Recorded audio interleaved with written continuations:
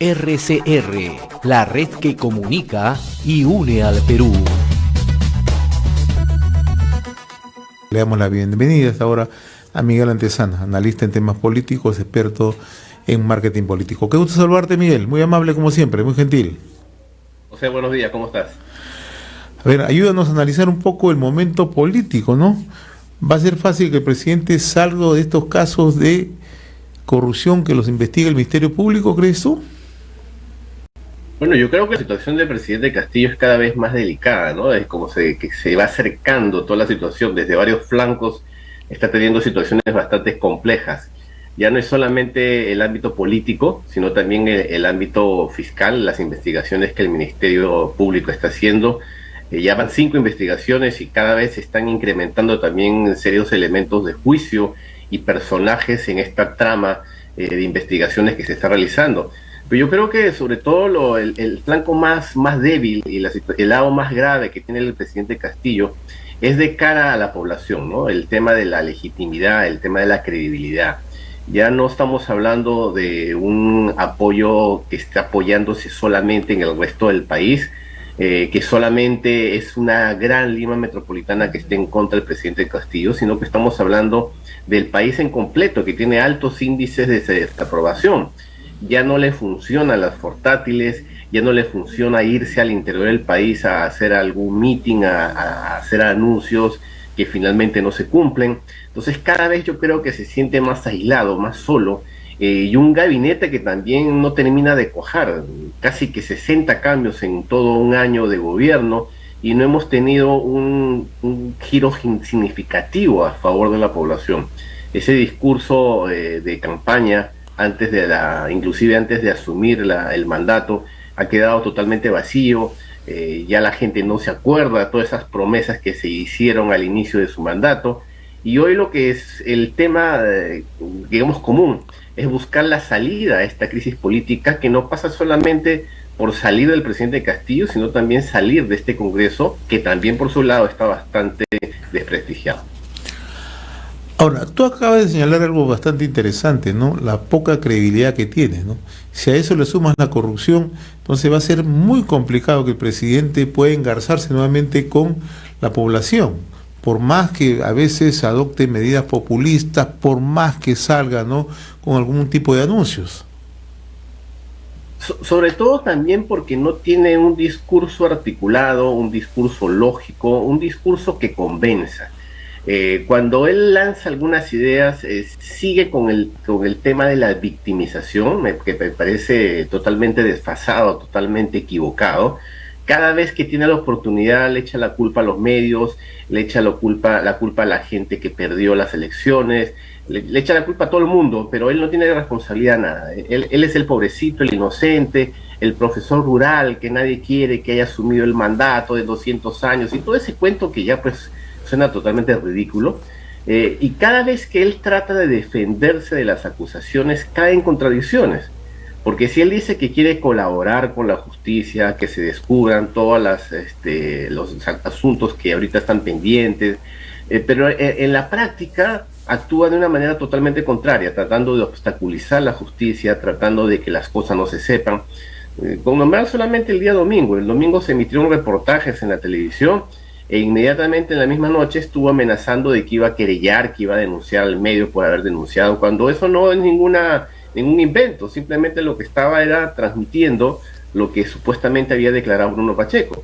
Entonces, esta ausencia de un discurso coherente, esta ausencia de decir cosas que convenzan a la población para reconectarse con ella, hace que en vez de acercarse lo hundan cada vez más.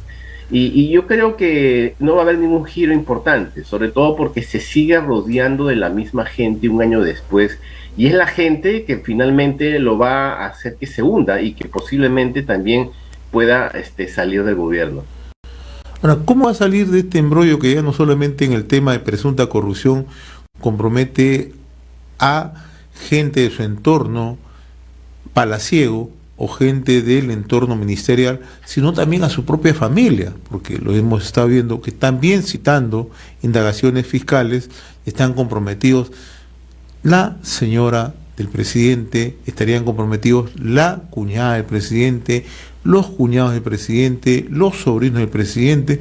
Es un hecho que en realidad ya no va a haber capacidad de respuesta en el corto plazo con estos hechos, ¿no? Quizá en los otros casos pueda tener una defensa más política, pero en estos casos quizá no. Sí, por eso decía al inicio, José, que cada vez se le va acercando, ¿no? Cada vez la soga al cuello la va ajustando un poco más. El tema de que la familia se ve involucrada en todas estas denuncias e investigaciones y posibles elementos que sustenten la posición de la fiscalía de que estamos frente a una organización criminal es quizás el lado más grave, ¿no? Y pareciera que, insisto, suena increíble que no se dé cuenta de la gravedad del asunto, porque si él ya mandó, y esto yo creo que no somos temerarios al afirmarlo, si él mandó a que los sobrinos se fueran, que los hayan protegido, se hayan escapado, no puede hacer lo mismo con la esposa, no puede hacer lo mismo con la hija cuñada, no puede hacer lo mismo con los sobrinos. Entonces yo creo que en la medida que la fiscalía profundice las investigaciones, encuentre elementos de juicio, va a hacer pues que ese ente autónomo que es el Ministerio Público sea el que posibilite la caída de Castillo. No creo tanto que sea el Congreso. El Congreso quizás por el lado político, por el lado constitucional, sea el indicado. Sin embargo, voluntad política en ese ente no hay. De hecho, ellos también tienen un rabo de paja. Ahí recordemos que están los niños, que ahora resulta que no son 6, sino que son 12. Recordemos que también hay muchos otros miembros del Congreso que tienen intereses particulares y que aparentemente también habrían hecho negociaciones con el gobierno. Por lo tanto, por el Congreso, digamos que la iniciativa no va a salir, independientemente de los cantos de sirena y todos los gritos que ellos saben de que sí, que se vaya, en la práctica los 87 votos no existen. Por lo tanto, yo creo que el Ministerio Público se está convirtiendo en el protagonista principal de este acto. No quiero decir telenovela porque tendría como que muy romántica la cosa, pero va a ser el actor principal que va a forzar que haya una salida constitucional a través del Congreso. Y si eso no sucediese, si el Congreso no se comporta a la altura de las circunstancias, entonces lo que sí pudiera darse es el escenario de la población enardecida, la población rabiosa, que está inundada de corrupción y que force a una salida. Lo que estaría por ver será también sería ver cómo se comporte este Congreso ante esta idea de que se vayan todos, que no termina de aceptar porque ellos no quieren perder la beca que tienen durante 5 años. Entonces, ese es otro capítulo de esta situación que estamos viviendo en coyuntura política. Estamos dialogando con Miguel Antezana, analista en temas políticos, docente universitario, experto en marketing político. Miguel, tú señalabas algo. Tenemos Congreso desacreditado, tendremos también un poder ejecutivo, un gobierno que tiene altos índices de desaprobación, ¿no? Pero entre el Ejecutivo y un sector del Congreso hay intereses comunes, como tú mencionabas, ¿no?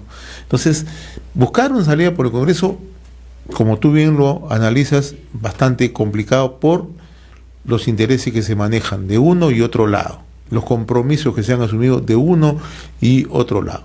La Fiscalía quizá tiene 5 investigaciones en curso, ¿no? ¿Crees tú que una decisión de la Fiscalía, emitir un informe que sea enviado al Congreso, puede debilitar, puede acelerar la caída del gobierno? ¿Ya puede cambiar, reformular lo que hasta ahora han venido haciendo un sector de congresistas?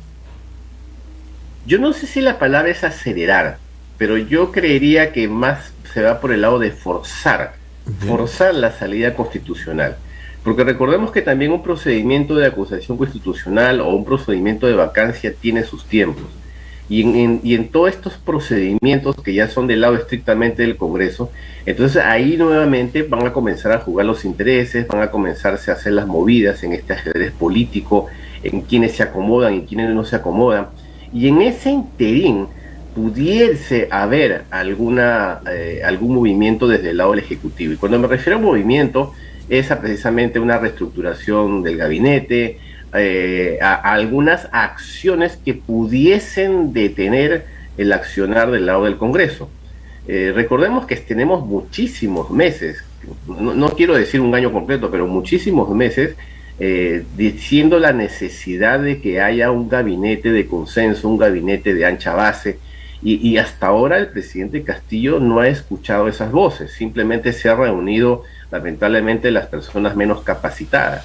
Estamos prácticamente en un sector público en piloto automático, que si bien no se ha caído, ha sido por todo el soporte de cantidad de profesionales, de funcionarios públicos que tienen años trabajando en este sector público. Sin embargo, yo creo que, como decía hace unos momentos, el Ministerio Público puede hacer que se forzara que se hagan las cosas, porque si no se toman las decisiones del lado del Congreso, entonces quien sería el siguiente actor para forzar que se tomen las medidas sería la población. Y entramos entonces a un tema de convulsión social que a nadie le gustaría que suceda. Pero ahí tenemos el otro tema, ¿no? Tenemos una oposición política articulada, ¿no? No tenemos una oposición que tenga ideas claras o por lo menos tenga un norte definido frente a estos temas. Muy por el contrario, tenemos también una oposición polarizada por el lado de la centro derecha, si queremos llamarla a otro lado. La izquierda también está fragmentada, pero no tiene mayor accionar, ¿no? Entonces ahí también tenemos otro problema, ¿no? ¿Quién manejaría la posibilidad de una respuesta de parte de la población? Es que yo creo que la población no necesita líderes en este momento. Yo creo que se lo ha demostrado claramente. Cuando esta oposición fragmentada, cuando esta oposición, inclusive en algunos casos radical, ultraconservadora, también desconectada de la realidad, porque no es que tengamos la posición más maravillosa del mundo, no, nada que ver, tenemos una posición muy mala. Cuando ellos han salido a convocar con sus famosos pasacalle, marchas, no sé cómo llamar esas reuniones que se han hecho, han sido un total fracaso, hasta ahora han sido un total fracaso. Cuando la población ha salido motu propio, no ha necesitado de líderes, y cuando se han querido subir ese autobús algunos personajes políticos de antaño, inmediatamente los han espectorado. O sea, la población no necesita en este momento de ese tipo de líderes de la oposición porque no existen. Yo creo que también si de llevarse a este escenario en el que la población entra a convertirse en un actor principal para forzar la salida, para forzar que se remuevan las estructuras políticas, esto también no termina ahí. Yo creo que va a forzar no solamente el que se vayan todos, sino forzar a que haya esta reestructuración, esta reforma política que el Congreso se ha negado durante mucho tiempo a realizar. También tenemos que estar muy claros. El que se vaya a Castillo, el que se vaya a este Congreso y que se convoquen a elecciones generales, sería convocar a elecciones generales con las mismas reglas de juego, con los mismos partidos políticos y posiblemente con los mismos actores, no los actuales que no pueden reelegirse, sino con los anteriores. Y ahí también tenemos a mucha gente indeseable a nivel de política. Entonces yo creo que de iniciarse ese escenario en el que la población se convierte en un actor principal sin necesidad de líderes, es un camino sin retorno que llevaría a forzar también a la reforma política. Y cuando hablo de reforma política, es precisamente dejar de darle tanta importancia a los partidos políticos que han demostrado ser organizaciones, ellos sí, organizaciones criminales. Esta reforma que trató de plantear Vizcarra con ciertos personajes ha sido un total fracaso, ha sido algo que inclusive ha enquistado más a los políticos tradicionales y los partidos políticos bajo esquemas que no sirven en la democracia peruana. Entonces, aquí tenemos varios escenarios, no son muchos, y hay que tener mucho cuidado y hay que pisar con mucha seguridad, porque también en cualquier desvío pudieran generarse, como dije, actos vandálicos, actos de explosión social, y eso no está descartado. Tú comenzabas esta conversación, Miguel, señalando un presidente con falta de credibilidad y un presidente sumido en presuntos hechos de corrupción. Ya no tiene el espacio que tenía hace un mes o 2 meses atrás, ¿no? Salir a las provincias, hacer anuncios, hacer las sesiones descentralizadas de los consejos de ministros. Ha perdido todo ese espacio. ¿Eso qué puede dar lugar? A que el presidente se vuelva más populista con algunos anuncios, gobernando a través de decretos supremos, o radicalizar más las medidas. El único camino que tiene es de acción, de actuar. es decir, de demostrar que en este año de gobierno ha aprendido algo, ya no puede dar el pretexto de que está aprendiendo, tiene que demostrar con acciones de gobierno que está precisamente al mando del país. Hasta ahora no lo ha hecho. Como tú bien dijiste, el tema de los consejos de ministros descentralizados también se agotó, los mítines con portátiles pequeñitas se agotó. O sea, él puede salir a decir lo que quiera y la credibilidad está por el piso. Si los medios le dan cobertura a lo que dice es simplemente para tratar de auscultar cuáles son datos falsos, cuáles son mentiras, así como se hizo con el discurso del 28 de julio. Entonces, la única manera que tiene él de alguna manera recuperar algo de confianza, primero viene por un cambio del gabinete. Un cambio del gabinete con personas capacitadas, con personas que lamentablemente de izquierda no pueden ser, porque la izquierda también ha perdido otra vez una gran oportunidad histórica de reivindicarse y de ser una alternativa confiable para la población. En tercer lugar, rodearse de personas pues capacitadas, que es algo que, como te decía, José, muchas veces lo hemos conversado y hasta ahora no se ha hecho caso. No reunirse simplemente de aduladores que salen a defenderlo, sino de gente capacitada, porque no tenemos avances en los ministerios. Fíjate a nivel de lo que es el tema de la identificación ciudadana. Estamos hablando de meses, casi más de medio año sin pasaportes. Se está también muchas veces, hay voces repetidas que también tenemos problemas con la emisión de los DNI en el RENIEC. De los brevetes ni hablar, o sea, estamos prácticamente en un estado paralizado y él necesita de alguna manera decir que está gobernando. Entonces tenemos que ir al lado de las acciones, no solamente el lado de los decires, que para nada les sirve en este momento, Castillo. Ahora, Miguel, el otro aspecto, ¿no? ¿Cómo crees tú que reacciona la opinión pública con estas constantes amenazas a la prensa, constantes ataques a la prensa? ¿Crees que esto de una u otra manera va a repercutir más aún en la credibilidad del presidente? Yo creo que en el lado de la prensa también hay que verlo con bastante objetividad. Actualmente, estamos hablando del siglo XXI, la población tiene infinidad de fuentes de información. No solamente se basa en un periódico principal, no solamente se basa en 2 o 3 canales de televisión, sino que tiene una cantidad infinita de alternativas digitales. En la palma de la mano, las redes sociales, y las redes sociales no solamente son las cuentas de medios de comunicación, sino también de personas, de influenciadores, de lo que llamábamos en el siglo XX líderes de opinión, que ahora cualquier persona puede ser un líder de opinión. En fin, hay una cantidad infinita de fuentes de información. Entonces, achacarle la culpa, la responsabilidad a los medios de comunicación es precisamente mostrar la desconexión total con la realidad. Eso por el lado del presidente de la República, que cree que los medios son los que tapan sus logros y son los que hacen que todo el mundo crea, ¿no?, que todo el mundo es tonto y se crea que el pobrecito, no, él es un santo y no está pasando nada. Eso es totalmente desfasado. Sin embargo, también por el lado de la población, como te estaba diciendo, que tiene una cantidad de fuentes de información, radiales, electrónicas, televisivas, en fin, infinitas. La credibilidad de los medios tradicionales, esos medios de los que se tenía idea en el siglo XX, también es bastante baja. De hecho, el gobierno se ha encargado en todo este tiempo de cortarle este flujo de dinero a través de lo que es la famosa publicidad estatal. Los grandes conglomerados mediáticos están pasando en estos momentos por una crisis financiera bastante grave. Entonces, no hay que confundir la parte financiera en parte empresarial con la parte noticiosa, porque también se tienen que cuidar ellos de no caer en una mala reputación en decir que son ataques al gobierno precisamente porque los han ahorcado por el lado de la publicidad estatal. Entonces, ahí tiene que haber mucho cuidado, porque cuando lo hacen, entonces su credibilidad, me refiero a los medios de comunicación tradicionales, también se ve golpeada. Pero, insisto, en este momento la población no depende de un medio, de 2 medios, de un grupo tradicional, sino que tienen muchísimas fuentes de información.